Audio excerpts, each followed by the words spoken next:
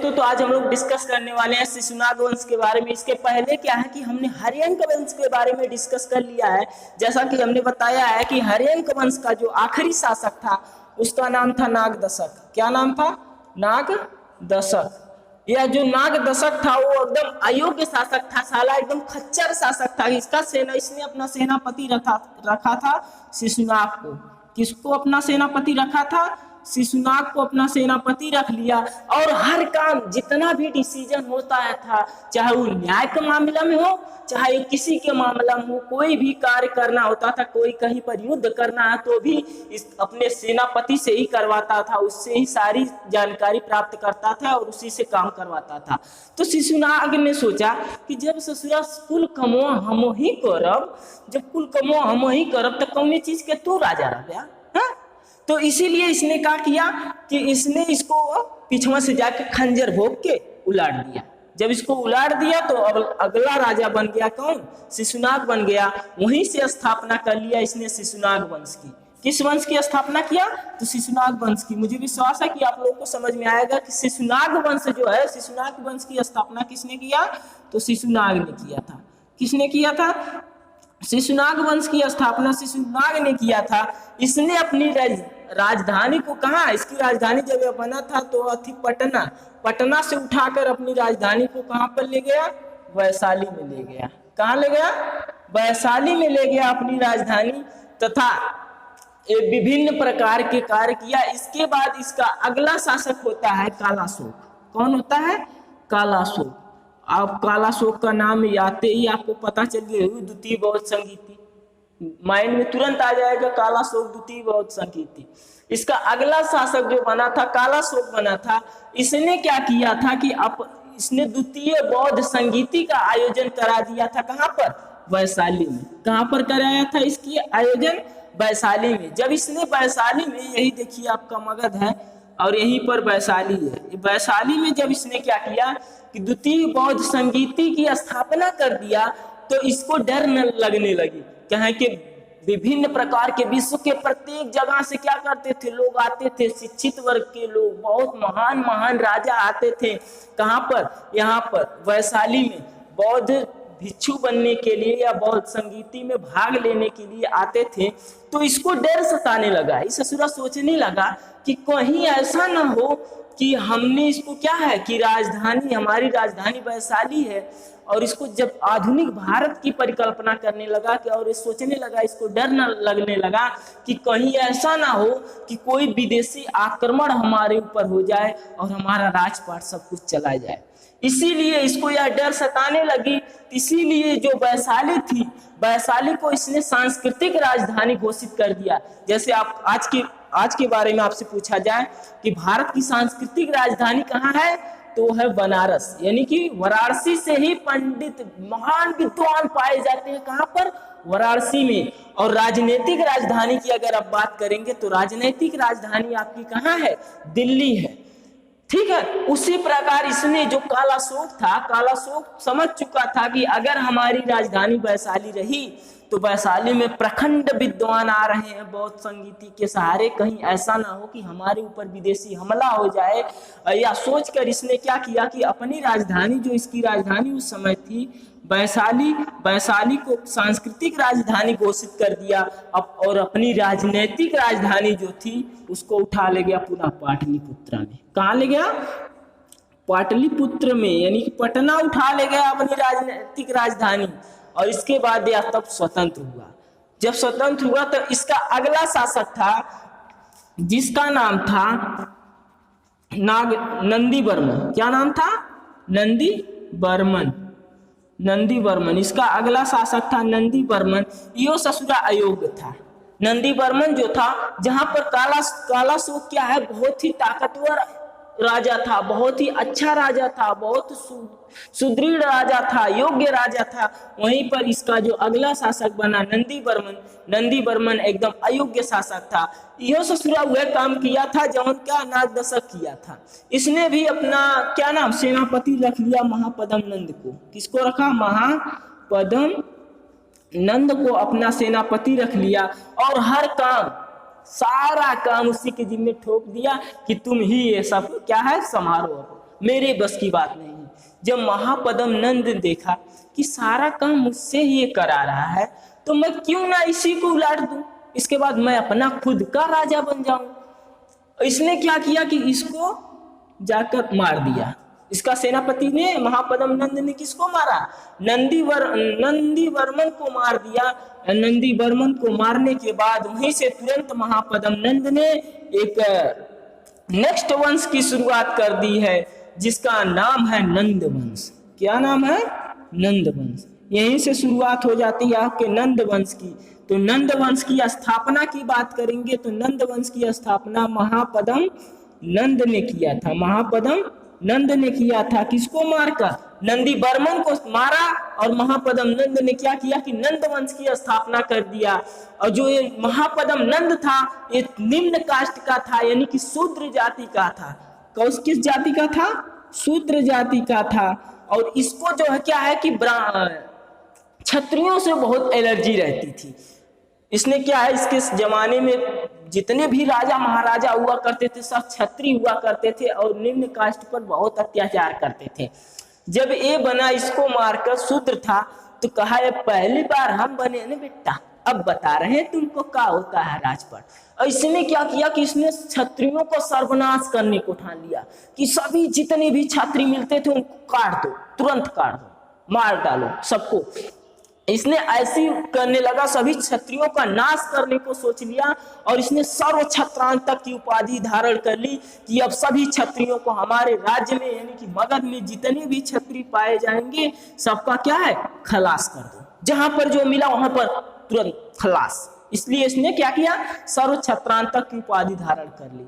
बताओ सर्व क्षत्रांतक उपाधि किसने धारण की? तो था महापदम नंद। किसकी उपाधि धारण की? सर्व छत्रांतक, सर्व छत्रांतक। और इसने क्या किया, अपने जमाने में यहीं पर था इसका कलिंग, कलिंग पर आक्रमण कर लिया। किस पर आक्रमण किया? कलिंग पर आक्रमण किया और उसको जीत लिया। कलिंग पर आक्रमण किसने किया? महापदम नंद ने कलिंग पर आक्रमण किया और उसको जीत लिया, और जीतने के बाद एकराट की उपाधि धारण कर लिया। एक राठ, यानी कि एकमात्र राजा, मगध का एकमात्र राजा एकराट की उपाधि हासिल किया था। कौन? महापदम नंद ने। किसको जीतकर? कलिंग को। उस समय ससुर जो कलिंग था ये ढोल हो चुका था, जो ये आता था बजा कर चला जाता था। और ये कारण क्यों था? क्योंकि ये जो कलिंग था, कलिंग में बहुत विशाल विशाल क्या है कि जंगल पाए जाते थे। जैसे आज पता है आप लोगों को कि जंगल में यानी कि लकड़ियों की कीमत क्या है। लकड़ियों से क्या है, घर बनाए जाते हैं, दरवाजे सब महंगे महंगे जो मिलते हैं, और जिसके पास नहीं होता वो सीमेंट वाला लेकर जाता है।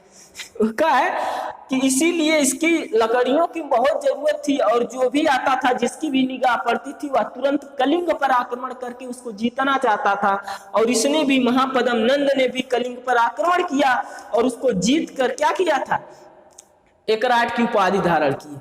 और जहां पर कोई क्षत्रिय दिखता था उसको तुरंत गर्दन उड़वा देता था। इसका अगला शासक बना था घनानंद। कौन बना?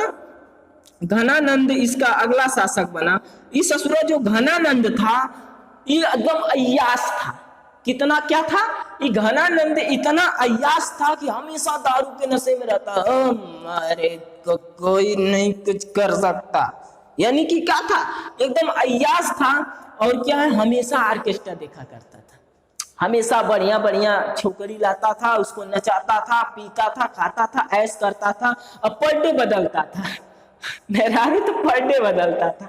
ये एकदम ऐसा समझ लीजिए ना, इसमें राजा का गुण था ही नहीं। एकदम अय्यास था और पूरा घमंडी था। कोई अगर कुछ बोलता था तो उसको तुरंत सर उड़वा देता था। एकदम ऐसा कह लीजिए कि इसकी जो शरीर थी वो कोशिकाओं से बनी ही नहीं थी। साले की शरीर ये क्या है, इसकी कोशिकाओं घमंड और अहंकार से भरी थी। इसी समय ये घटना हुई कि क्या है कि ये जो इसका राज था ये सब मिल चुका था, यहाँ तक इतना मगध का साम्राज्य बहुत बड़ा हो चुका था। इसके बाद यहाँ से क्या हुआ कि पश्चिमोत्तर भाग में एक तक्षशिला था। तक्षशिला के राजा, तक्षशिला में क्या हुआ था कि यहाँ से सिकंदर यहाँ पर घुसना प्रारंभ कर दिया था। यानी कि आने लगा था अखंड भारत पर आक्रमण करने की दृष्टि से, उस समय सिकंदर को एक सनक सवार थी कि मुझे पूरे विश्व को जीतना है। उसको उसकी जरूरत नहीं थी, उसको राजपाट कितना दूर तक करता, परंतु उसको एक सनक सवार हो गई थी कि मैं क्या करूंगा, अब पूरे विश्व का विजेता बनूंगा। और बना भी। उस समय जितने भी देश थे उन सभी देशों पर आक्रमण करके उनको जीत लिया था। कौन? सिकंदर। इसीलिए सिकंदर को विश्व विजेता कहते हैं। क्या कहते हैं? विश्व विजेता कहते हैं। तो उस समय उसने सिकंदर ने क्या किया कि अखंड भारत में, यानी कि भारत का बंटवारा तब नहीं हुआ था, यहाँ से आया और तक्षशिला पर इसने आक्रमण किया। तक्षशिला का राजा जो था आंबिक, उस असुरा बहुत डरपोक था, अय्यास था। ऐसा जो राजा होते थे ना यहाँ के, वो बहुत अय्यास हुआ करते थे। कुछ राजा, सबको नहीं कह रहे हैं, बुरा मत मानिएगा, कुछ राजा जो क्या है अय्यास थे। ये भी हमेशा पिया रहता था, अय्यासी करता था, पर डे बदलता था, इसको उसी में मजा था। राजपाट गया बाद में ससुरा, पहले क्या करता था, रोज का रोज चेंज करता था क्या, औरत को। ठीक है, इसीलिए इसकी पत्नी से इसकी जमती नहीं थी, इसीलिए इसकी पत्नी से इसकी जमती नहीं थी। जब नहीं जमती थी, आपको पता है कि अगर फैमिली में क्या है कोई झगड़ा होता है तो उस फैमिली का विकास नहीं हो सकता है। यही कारण है। जबकि जो सिकंदर है, इसकी पत्नी थी रेक्सोना। इसकी पत्नी क्या थी?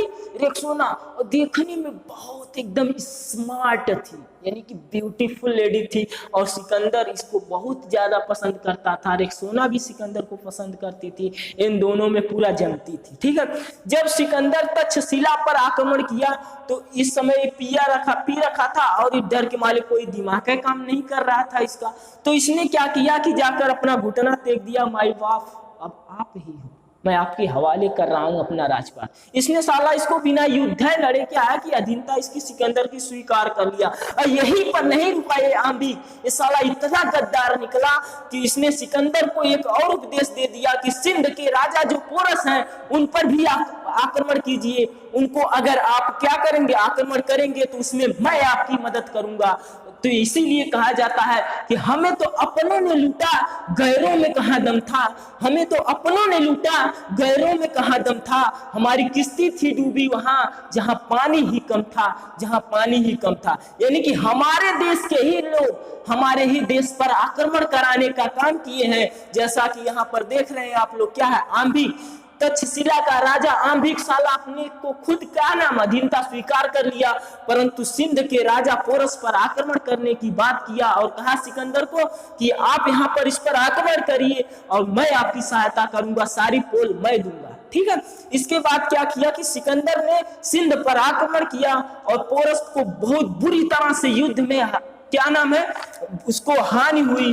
और इसकी सेना, सिकंदर की सेना पोरस को पूरा एकदम घिसराते हुए ले आई और ठेवने के बल पर वहां पर क्या की, बैठा दी। और उसके बाद सिकंदर बोला कि तुम तो मेरे अब क्या हो गए हो, गुलाम हो गए हो, अब बोलो तुमको क्या सजा दी जाए। अगर तुम्हारा राजपाट लौटा दिया जाएगा अगर तुम मेरी अधीनता स्वीकार कर लो।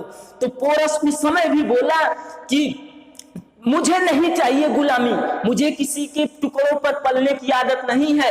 एक गुलामी जो है क्या आंबिका के दे दो, इसी को चाहिए, मुझे तो गर्व की जिंदगी चाहिए, मार डालो मुझे। इसकी यह बात सुनकर सिकंदर क्या हुआ कि बहुत खुश हुआ, बहुत खुश हुआ। एक वीर ही, एक बहादुर की क्या है, सम्मान करता है। इसका बात सुनकर सिकंदर क्या है, बहुत खुश हुआ। बगलिए में उसकी मेहरुआ एक सोना थी, वो बहुत खुश हुई। जब वो खुश हुई तो उसने कहा, सिकंदर कहा, अरे ससुरी ते कहा खुश हो रही है, अरे डबल बांड बनाएगी क्या, इसलिए रखती का। और क्या किया इसको, सिकंदर की पत्नी रेक्सोना ने, सिकंदर ने क्या किया, रेक्सोना से पोरस को क्या कर दिया, राखी बनवा दिया और काम खलास हो गया। अब सिकंदर बोला कि देखो हमको ये राजपाट तुम्हारा नहीं चाहिए। पोरस से बोला देखो हमको तुम्हारा राजपाट नहीं चाहिए, इतना सा राजपाट लेकर हम क्या करेंगे, हमको तो आक्रमण करना मगध पर, मगध बहुत विशाल बन चुका है, अब इस पर हम आक्रमण करेंगे तो क्या करेंगे कि हमको लाभ होगा। इसीलिए सिकंदर और बोला पोरस से कि आप बस कुछ मत करो, अपना राजपाट आप चलाओ, मगर जब हम मगध पर आक्रमण करेंगे तो हमको आपकी सहायता की जरूरत है और आप करेंगे। बेचारा पोरस करता भी क्या था, युद्ध में हार चुका था और क्या भाई तुम तो हार चुके हो, हारे हुए प्रत्याशी की क्या कीमत है, अब करना पड़ेगा। और दूसरी बात यह है कि पोरस जो सिकंदर क्या है, पोरस का जीजा बन चुका है। अब जीजा जी जो कहेंगे वो सारा को तो करना ही पड़ेगा ना। इसीलिए तीनों राजा आम्बिक, पोरस और सिकंदर तीनों लोग आगे बढ़ चुके, कहां पर, मगध की ओर आने लगे। यहीं से तक्षशिला के एक गुणी थे जिनका नाम था चाणक्य। तक्षशिला के एक प्रोफेसर थे जिनका नाम था चाणक्य। क्या नाम था, चाणक्य। चाणक्य वहां पर जब ये सब घटना हुई तो यहाँ से भागे भागे आए, कहां पर, मगध में। यहाँ पर मगध में आए और मगध में आकर मिले हैं किससे, इससे मिले हैं घनानंद से। घनानंद से कहे देख बबुआ, सिकंदर जो है यहाँ पर हम आ चुका है, सिंध तक आ चुका है, अब यहाँ पर आने वाला है। इसके लिए अपनी सेना को मजबूत बना, इससे सिकंदर से लड़। अगर सिकंदर से नहीं लड़ेगा तो संपूर्ण अखंड भारत पर क्या है, सिकंदर का राज हो जाएगा और क्या है कि सारे जनता को तहस नहस कर देगा। और इस पर का जब सिकंदर का राज होगा तो सारे लोगों को एकदम क्या नाम, हमारा देश जो है गरीबी से जूझने लगेगा। परंतु इस समय का नाम घनानंद ससुरा पिया था, दारू पी के मस्त था, ऑर्केस्ट्रा देख रहा था।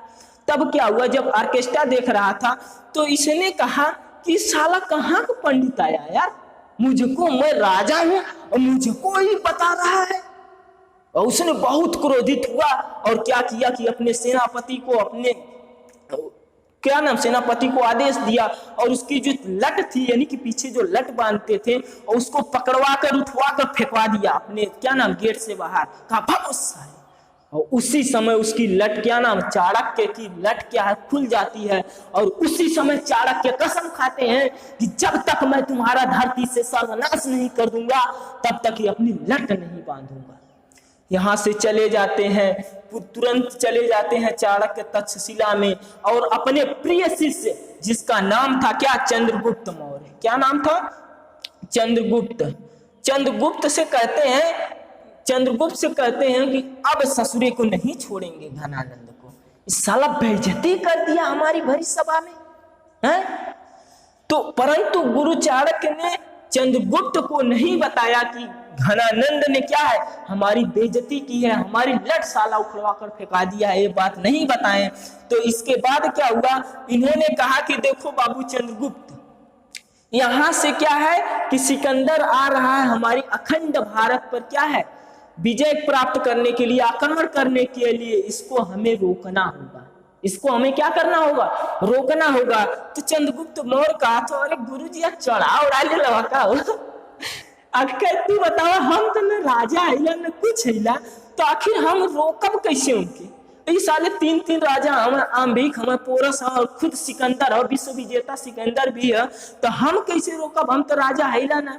तो उस समय गुरु चाणक्य जो है उनका दिमाग काम किया और क्या किए हैं, उस समय काम आया अंधविश्वास। कहते हैं ना कहीं कहीं पर कुछ भी अगर संसार में है तो कहीं ना कहीं पर काम आ जाता है। तो उस समय क्या है कि अंधविश्वास काम आया। अंधविश्वास कैसे काम आया कि जब ये चंद्रगुप्त और क्या है चाणक्य किसी प्रकार से वहां पर गए और क्या है कि इनके यानी सिकंदर के सैनिक को क्या किए हैं कि मारकर उसके क्या है कपड़े पहनकर वहां के सेना में घुस गए। और घुसने के बाद यह बात बताने में कामयाब हो गए कि ऐसा व्यक्ति जो भारत की धरती में बिना बताए युद्ध करने की दृष्टि से आता है, तो यह क्या है कि अगर ये सिंध नदी को पार करता है तो उसको प्लेग हो जाता है, हैजा हो जाता है, तुरंत तड़प के मर जाता है। तो सिकंदर बोला हम नहीं मानते हैं, ससुरैना हैजा हो जाता नदी पार कैले से, हम आक्रमण करेंगे, चलो आगे चलते हैं।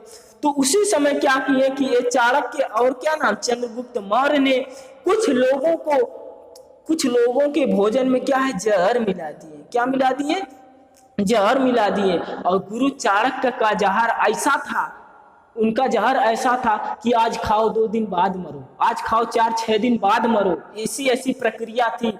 और उस समय कोई वैज्ञानिक कारण भी नहीं था, कोई चेकिंग वेकिंग नहीं होती थी, जांच भी नहीं थी। तो क्या हुआ कि जब खिलाए थे, कुछ लोगों को खिला दिए थे जिनके अंदर बहुत देश जोश था, जज्बा था कि हमको क्या मगध पर आक्रमण करना है, उन्हीं लोगों को ले जाकर खिला दिया।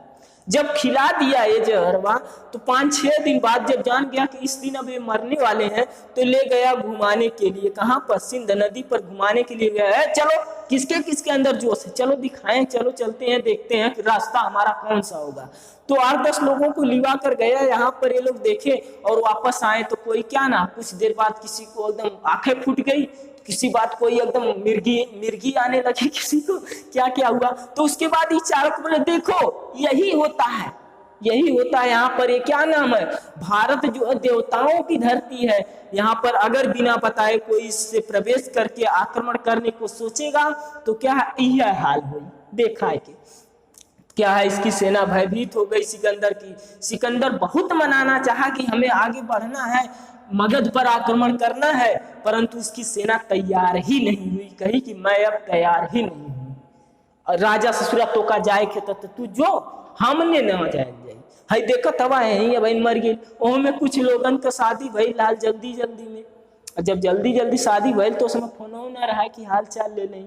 और इसकी सेना एकदम बेहद थक चुकी थी, इससे युद्ध की थी, सिंध के राजा पोरस से युद्ध की थी और युद्ध करते ही वापस आ रही थी, एकदम थक गई थी। और दूसरा कारण बन गया कि ये नदिया पार करत तो तुरंत अखिया फूट जाई, चाहे कुछ हो जाई। अब नया जो सैनिक थे वो सोचते थे ससुरा जब हमारी है हो जाई तो हमारे में रगुआ को दूसरा रख ले। तो क्या हुआ कि इसी सब कारण हुआ और सिकंदर इतना मजबूर हो गया कि इसको वापस जाना पड़ा। ये वापस अपनी सेना को लेकर चला गया, परंतु इसका एक थल सेना अध्यक्ष था सेल्यूकस निकेटस जो था वो जाने के लिए तैयार नहीं था। वह सिकंदर को रोकना चाहता था, परंतु क्या है कि वह नहीं रुका। सिकंदर भी मजबूर था, रुकना तो चाहता था परंतु क्या था, सिकंदर भी मजबूर था। अब क्या हुआ कि इसकी सेना जो है चली गई। जब चली गई तो उस समय क्या है कि गुरु चाणक्य ने, अब एक चाणक्य और चंद्रगुप्त मौर्य हर्षोल्लास हो गए। अब बहुत ही खुशी हुई कि अब तो हम हराने के लिए कामयाब हो गए इनको, यानी कि हम ये भाग गए। और इनमें क्या नाम है, घनानंद और सिकंदर में विशाल जो था, यानी कि क्या नाम है, सबसे खतरनाक सिकंदर था। जब सोचें जब सिकंदर को हमने भगा दिया तो हाई तो उन्हें खेते मुरी एक ऊपर आईने और पूरा एकदम जोश जज्बात में आईने। का नाम चाणक्य बतौने चंद्रगुप्त मौर्य के कि हमको क्या है, इसके पहले तुमसे पहले हम कहाँ पर गए थे, घनानंद के पास गए थे और ये ससुरा जो है हमारी चोटियों को उखड़वा को फेंक दिया था हमको बाहरी। तो चंद्रगुप्त मौर्य एकदम पूरा गुस्सिया गया। जब पूरा एकदम गुस्सिया गया चंद्रगुप्त मौर्य तो वहां पर गया और दोनों लोग गए इसको मारने के लिए और थुरा के चलाए। चुरा के कावे चलाए, बिना हथियार के जाओगे मारने के लिए तो क्या करेगा। अब पूरा एकदम इनको कहा कि थुर दिया और इसके बाद इनको इतनी ऐसी हालत हुई कि एक झोपड़ी में छुपना पड़ गया। उसी झोपड़ी में एक रात को क्या है कि एक झोपड़ी थी, उसमें एक बुढ़िया थी और उसका बच्चा था।